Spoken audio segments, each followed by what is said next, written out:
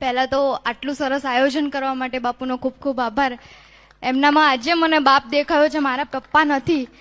15 વર્ષ થયા, ખભે એમને આઈ લવ યુ નહીં કહી શકી હું. અને સમાજે બહુ બધા ભાઈઓને બહુ બધા પિતા આપ્યા જ છે.